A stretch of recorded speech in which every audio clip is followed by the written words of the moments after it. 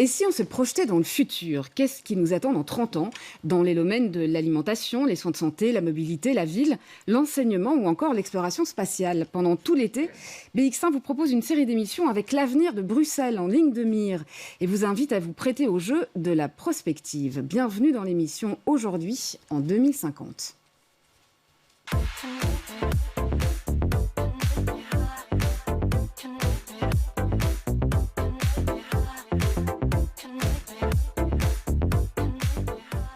Comment apprendrons-nous demain à quoi ressemblera l'école des petits et grands enfants de 2050? Les méthodes pédagogiques et d'enseignement seront-elles profondément différentes d'aujourd'hui? Permettront-elles de donner leur chance à davantage de jeunes? On le sait, en la matière, les défis sont énormes. Alors on retourne en classe, le temps de réinventer l'école de demain avec vous. Merci à toutes, merci à tous de participer à cette émission. Bruno Hombeek, vous êtes psychopédagogue et je vais commencer avec vous. Est-ce que l'école de 2050, l'école qui nous attend dans 30 ans, sera ou devrait être très différente de ce qu'elle est aujourd'hui? J'espère qu'on n'attendra d'ailleurs pas 50 ans pour que les innovations se mettent en place, parce qu'il faut bien comprendre que le modèle actuel dans lequel on se trouve est hérité du XVIIIe siècle. Et en gros, c'était un modèle qui avait été mis en place non pas pour enseigner au sens plein du terme, mais pour convertir des enfants, pour convertir des petits-enfants en futurs chrétiens catholiques, par exemple, puis en futurs citoyens responsables. Et donc, le but du jeu, c'est pour ça qu'on a vu apparaître des configurations de classe avec des bancs autobus. Un banc autobus, ce sont des bancs dans lesquels... qu'on voit derrière vous, voilà, les bancs classiques, les bancs qu'on a a priori, voilà. Beaucoup d'entre nous en tout cas ont connu. Et qu'on connaît encore, et qui sont d'ailleurs ce qu'on imagine spontanément, quand je vous dis une classe, vous allez spontanément voir une classe meublée avec des bancs autobus, un enseignant frontal qui parle et qui explique, qui montre, on le voit dans les images, qui montre, qui démontre, qui explique. Ça, c'est le modèle de base, c'est le modèle de la pédagogie classique, traditionnelle, alors qui n'est pas un modèle ringard, il évolue aussi, toutes les pédagogies évoluent, mais il évolue lentement sans bousculer la société. On a vu d'autres modèles arriver, la pédagogie active a essayé d'un petit peu faire bouger les choses, tout en restant dans le sens du courant. Puis vous avez une pédagogie libertaire qui a dit attention, il faut modifier complètement. Mais donc les choses évoluent quand même déjà. Tout évolue. La pédagogie évolue, mais elle évolue lentement, comme un mammouth, et elle a accéléré le pas pendant la pandémie. Justement, oui, j'allais vous demander, et vous me donnerez votre réaction également, est-ce que la pandémie a justement joué un rôle d'accélérateur dans toute cette réflexion qui est en cours depuis longtemps déjà? C'est pour ça d'ailleurs que pendant la pandémie, on a vu essentiellement la pédagogie traditionnelle prendre l'avant-plan, parce que c'était plus rassurant. Mais quand vous faites courir un mammouth, il ne faut pas le faire courir trop vite. Et s'il tombe, ça va faire un dégât considérable. Et donc, il faut se dire, maintenant, il faut s'interroger pour savoir qu'est-ce qu'on peut apprendre de ce mouvement brutal qu'on doit pouvoir maintenir, parce que ce sont les évolutions qu'on a vues se mettre en place, qui maintenant doivent se mettre en place dans la durée, pour qu'en 2050, on arrive à un modèle qui ne laisse personne sur le carreau, qui ne soit pas brutal pour les enseignants qui devraient le mettre en place trop brutalement. Ça, on a vu les dégâts que ça causait. Il faut maintenant le faire de manière suffisamment souple. Ouais, réaction de vos côtés, notamment de praticiennes. Anne Domas, vous êtes institutrice dans une école de Saint-Gilles, l'Institut des Filles de Marie, et vous avez évidemment vécu cette pandémie en plein. Effectivement, vous êtes d'accord avec ça? La pandémie va jouer un rôle d'accélérateur, vous pensez, dans cette réflexion? Elle a forcément bousculé, je pense, les manières de faire des enseignants. Après, nous, en primaire, c'est un peu différent, puisqu'on a quand même, en tout cas cette année, été 100% présent avec nos classes. Donc, on a été surtout bousculé l'année dernière et moins cette année. Mais forcément, ça fait réfléchir aux manières, aux pratiques qu'on doit mettre en place, et la place du numérique et comment on l'utilise, quel est cet outil, qu'est-ce qu'on en fait dans nos classes aujourd'hui. Voilà. Et donc, je pense que ça mène une réflexion supplémentaire. Ouais. Et justement, sur le numérique, Fabine Chetaille, et on parlera plus tard dans l'émission de l'expérience que vous menez à l'ULB, puisque là, on passe du primaire à l'enseignement supérieur. Le numérique, ou en tout cas ce que la pandémie a obligé comme réflexion sur le numérique, peut être utile et intéressant dans le cadre d'une réflexion sur l'avenir de la pédagogie? Oui, tout à fait. Je pense que justement, à l'inverse peut-être du niveau primaire, à l'université, du jour au lendemain, on est passé à tous des cours à distance avec des outils numériques généralement propres aux universités. Ça a été un grand bouleversement. C'était fort critiqué aussi, par aussi bien des profs que par des étudiants. Oui, tout à fait. Je pense que cette comme tout changement brutal, ça n'est jamais bien vécu, à la fois, effectivement, comme vous le dites, par les enseignants, par les étudiants. Je pense que ce qui a été compliqué, c'est qu'on a essayé une grande partie des enseignants dans la précipitation qu'a provoqué, je dirais, cette crise, de faire à distance ce qu'on faisait en présence. Et évidemment, c'est pas adapté en fait. Donc l'idée de faire des cours ex cathedra pendant 2 heures et même pendant toute une journée pour des étudiants qui restent devant leur ordinateur et qui reçoivent toute cette information, et de l'autre côté les professeurs qui parlent à leur ordinateur, n'est pas optimal. Néanmoins, il y a quand même des choses qui ont émergé, une prise de conscience sur le fait que on peut enseigner différemment, on peut mettre en place d'autres dispositifs. Et donc ça, je pense que c'est un des aspects positifs, en fait. Et on en reparlera. Pour terminer ce tour de table, Maarten Roels, vous êtes fondateur de l'association Terre en Vue, qui travaille notamment sur l'environnement, l'agriculture dans la ville, etc. Et vous fondez également une école très particulière, l'école de lettres, l'école du dehors. Vous allez nous expliquer ce que c'est. Est-ce que c'est aussi une réaction finalement à la pandémie, au fait que les élèves ont été confinés? Est-ce que cette école qui vise à intégrer les élèves davantage dans leur environnement est aussi une réaction à la pandémie? Pour moi, en tout cas, ce n'est pas une réaction parce que ça fait 15 ans que j'ai réfléchi à créer ce projet. Par contre, je pense l'intérêt que nous avons eu de la part des parents et des enfants pour le projet à l'heure actuelle s'explique en partie par le fait que nous avons vécu un confinement très brutal et un besoin de sortir. Alors justement, c'est quoi l'école de lettres? Donc L''H', voilà. accent circonflexe, T-R-E. Nous sommes avec ce projet en lisière de la forêt de Soignes, une forêt qui est en effet constituée de beaucoup de hêtres. Et donc on se dit, voilà, ça nous permet de faire un jeu de mots. C'est aussi école de lettres dans le sens école du vivant. Le but de ce projet est aussi de permettre les enfants d'expérimenter le vivant, non pas le virtuel, et de sortir de l'école dans la forêt. L'école, en fait, est une forêt ou la forêt est une école. Mais il y a des bâtiments quand même. Donc il y aura des bâtiments, il y aura cours à l'intérieur, dans les murs et voilà. Aussi hors les murs. C'est un peu ça l'idée? Voilà. Donc l'idée, c'est d'utiliser les bâtiments comme un lieu où on analyse ce qu'on trouve à l'extérieur, mais il y aurait aussi de l'enseignement à l'extérieur. Et donc, c'est vraiment investir le monde extérieur et pas que la nature, mais aussi la ville. On se dire, voilà, si un groupe d'enfants a envie de comprendre mieux les lois de la physique ou les principes de stabilité, c'est d'aller voir des architectes, un bureau de stabilité, et d'aller parler avec des praticiens pour comprendre à travers la pratique les enseignements. Et de ne pas se dire, voilà, tout doit se faire entre les murs, et c'est quelque part, on décloisonne.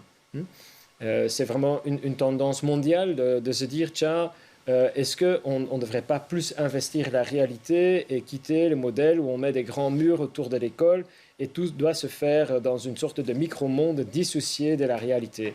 C'est cette recherche de connexion avec la réalité qui est vraiment la base de ce projet. Ouais, et l'idée, donc, parce que c'est le premier projet de ce genre-là, je dirais, aussi abouti à ce niveau-là, de sortir des murs de l'école, parce qu'il y a des expériences qui sont menées dans des écoles où effectivement on peut aller visiter, on peut aller effectivement dans des fermes pédagogiques, en forêt de Soignes pour découvrir la nature. Mais le fait de l'intégrer à ce point dans la pédagogie, c'est ça qui est neuf dans le projet que vous proposez? Je pense qu'il y a deux choses, enfin il y a plusieurs choses qui sont neuves, mais je pense la première c'est de combiner plusieurs nouvelles approches. C'est d'être une école bilingue, d'être une école qui vise la mixité sociale. Et donc, nous avons réservé 30% de nos places pour des enfants des logements sociaux, par exemple. C'est d'être dans la verticalité. Donc, on a vraiment une verticalité de différents âges, entre 3 et 8 ans pour la première année. Et puis, on bouge vers 9, 10 jusqu'à 12, donc primaire et maternelle. C'est ce mélange-là. Plus une dynamique participative. Donc, ce n'est pas tout à fait la même chose qu'une école démocratique. Il y a de la place pour chacun. Et donc, on apprend à vivre ensemble avec toute la communauté scolaire, que ce soit les enfants, les adultes. Donc, c'est je pense, cette complexité-là d'enseigner dans la nature et d'appliquer ces autres éléments qui fait que c'est assez novateur. Et en Belgique, on n'a pas trouvé un autre exemple. Ce qui est un peu inconfortable et en même temps, voilà, c'est un challenge. Oui, effectivement, est-ce que c'est novateur, Bruno Wimbeck? Et c'est vrai qu'on pourrait s'attendre aussi, on en parlait du numérique, à ce que l'avenir de l'enseignement, ce soit le tout numérique, justement. On pourrait imaginer que c'est ça l'avenir. Et donc, on voit que le projet novateur, finalement, il est de l'autre côté, quoi. C'est un exemple typique de ce qu'on fait en pédagogie quand on veut être évolutionnaire et pas révolutionnaire. On n'est pas en train de dire on casse tout et on recommence à zéro. On est dans des évolutions avec des mots nouveaux que vous allez voir apparaître. Le mot flexibilité, les classes flexibles, c'est fini uniquement des bancs autobus. On se met en U, on se met aussi avec des petits îlots. Vous allez avoir effectivement de l'hybridation, mais l'hybridation bien comprise.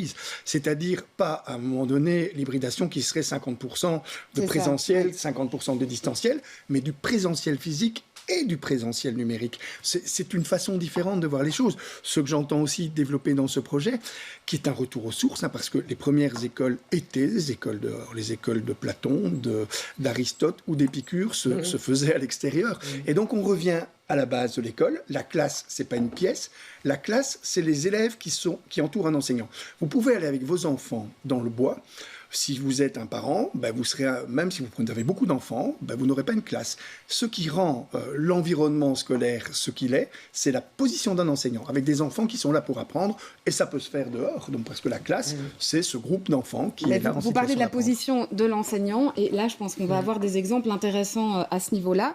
On reste dans l'école classique d'ailleurs, Institut des Filles de Marie, et au sein de cette école, Anne Domas, vous menez avec 2 ou 3 ou 4 collègues à vous, l'expérience du co-enseignement. Alors dites-nous quel est le principe et comment ça fonctionne. Alors on va mener sur toute l'école quand même, c'est pas juste... donc mais c'est une expérience en tout cas que vous avez menée depuis 2 ans dans sur quelques un plateau, classes. Sur un plateau de 5e et 6e année, donc il y a 90 élèves sur un open space.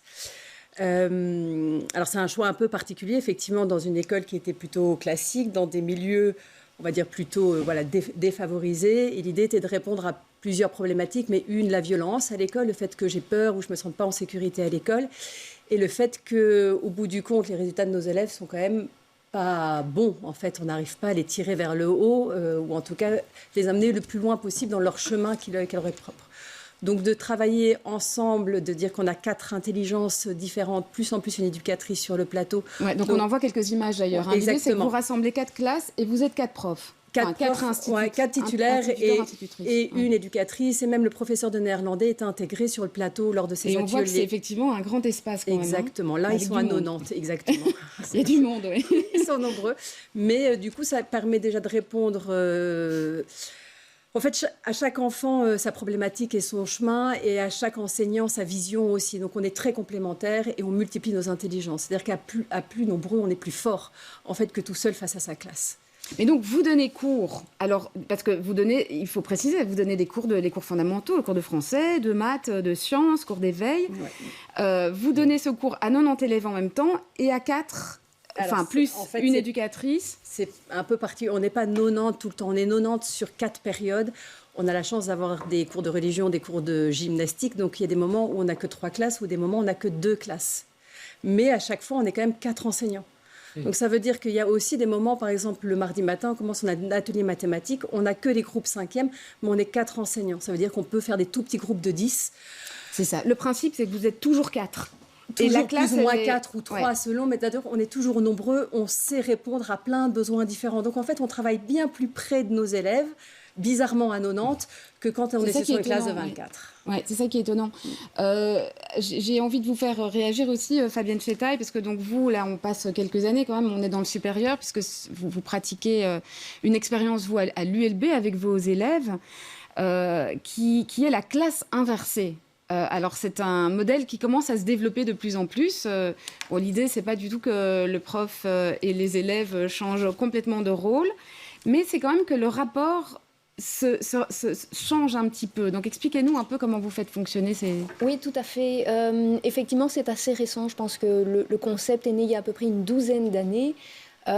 Typiquement, à l'université, ça n'est pas que ça, mais il y a beaucoup de cours qu'on va qualifier de ex-cathédra, en fait. On voit quelques images. Voilà, exactement, des grands auditoires avec les étudiants et puis le prof en face, qui est dans une activité de transmission, de transmission du savoir. Et je dirais, la transmission d'apprentissage se fait dans ces cours, je dirais, assez classiques, dans l'auditoire, sur place. Le concept de classe inversée porte assez bien son nom, parce que l'idée, c'est d'inverser les choses. Et donc, c'est de dire, au lieu que l'étudiant vient en cours où il reçoit les connaissances et puis ensuite il rentre chez lui et il travaille, il fait des fiches de cours, il approfondit éventuellement s'il décide de le faire ou pas. Là, on inverse. En fait, on va demander à l'étudiant de prendre connaissance de la matière en amont, chez lui, à son rythme, en autonomie. Pour faire ça, évidemment, ça suppose qu'on fournit de bons supports aux étudiants pour pouvoir bien prendre connaissance de la matière.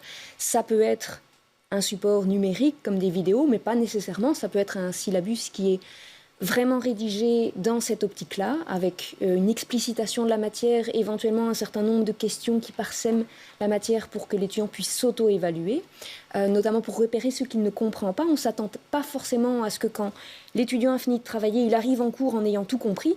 À la limite, ce qu'on préfère, c'est évidemment qu'il ait compris certaines choses, mais aussi qu'il arrive avec des réflexions, des questions. Exactement, des réflexions, des questions, et puis également une identification de ce qu'il ne comprend pas, en fait.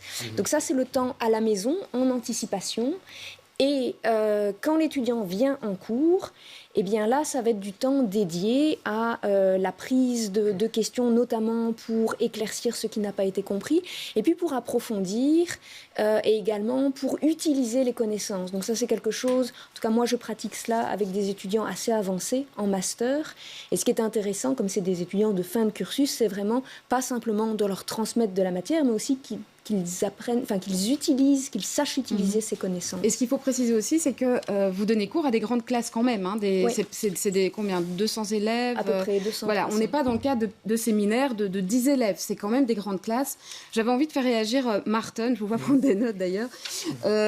C'est inspirant ces modèles-là dans le cadre de ce que vous voulez mettre en place. Oui, ça résonne très fort avec notre approche pédagogique dans laquelle la confiance, la curiosité et la motivation inhérente sont au centre.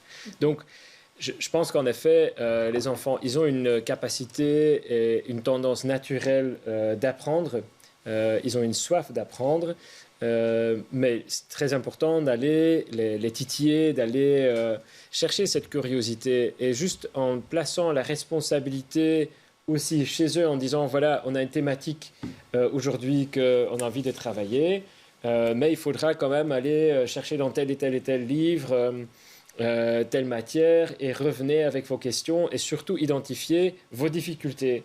C'est très intéressant pour un enfant de se dire, OK, j'ai tout un éventail de choses que je peux faire et si je tombe sur une difficulté, je vais pouvoir m'appuyer sur d'autres personnes et co-apprendre, que ce soit l'enseignant ou les autres élèves qui peut-être ont compris justement ce que l'enfant en question n'a pas compris. Ouais, il y a beaucoup cette idée de collaboration, voilà, c'est vrai, dans ce que vous proposez. Néanmoins, ça implique des changements importants aussi bien pour les enfants, pour les profs aussi. On en parlera. Peut-être d'abord une réaction là-dessus. Anomas, qu'est-ce que ça donne comme résultat? Ça fait 2 ans que vous essayez de mettre ça en place dans quelques classes. Vous l'avez dit maintenant, en principe, l'année prochaine, ça s'élargit à toute l'école.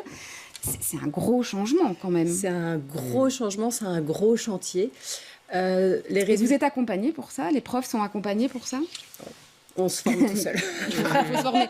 Parce que là aussi, il y a un enjeu de formation quand même. Non, après on essaye, on lit, on discute beaucoup ensemble.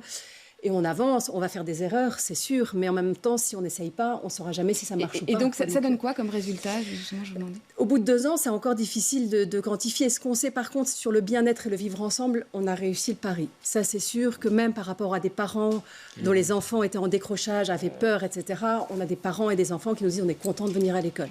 Déjà ça, pour nous, c'est pari gagné. Un enfant qui est content et qui se sent bien, c'est bon, il est disposé à apprendre. Voilà. Et si ses émotions sont positives quand il arrive sur le plateau, c'est bon, on peut y aller. Ouais, vous voulez réagir? Je pense que c'est vraiment vers ça qu'on doit aller, c'est-à-dire une école où les enfants ne sont pas obligés d'aller. L'obligation scolaire, c'est l'obligation que l'école se donne de délivrer un enseignement. C'est pas l'obligation d'être à l'école. Si on le fonde comme ça, il faut que les enfants aient du plaisir à aller à l'école. Et il faut que les enfants préservent leur plaisir d'apprendre. Vous savez ce qui fait la différence entre un petit Danois et un petit Belge? 8 enfants sur 10 au Danemark, quand il lève son doigt pour poser une question, a le sentiment de faire quelque chose de positif. C'est exactement la même proportion, mais inversée chez un petit Belge. 8 sur 10 ont l'impression de faire quelque chose de négatif. C'est pas lié seulement aux pratiques enseignantes, c'est tout un paradigme. Un parent, lorsque son enfant revient de l'école, a tendance à poser comme question « Est-ce que tu as bien travaillé ?» Au Danemark, on va demander « Quelle belle question as-tu posée aujourd'hui ?» Et donc, il faut changer le paradigme. L'école, c'est un endroit où on pose des questions, et pour ça, il faut une configuration particulière. Les bancs en U, les petits îlots qu'on voyait effectivement sur le plateau. D'ailleurs, le mot est sorti tout seul. Vous avez parlé d'open space, c'est-à-dire qu'on est finalement dans un monde qui se transforme, pas un monde qui change. Ouais, un et monde là, qui se juste, transforme. on voit effectivement des images. Alors là, on est dans la pédagogie active, c'est les écoles plurielles. Et c'est le principe des conseils de classe une fois par semaine où effectivement les enfants s'expriment. Peut-être une réaction aussi de votre côté, Fabienne Chetaille. Qu'est-ce que vous menez depuis 5 ans déjà cette expérience? Qu'est-ce que vous constatez?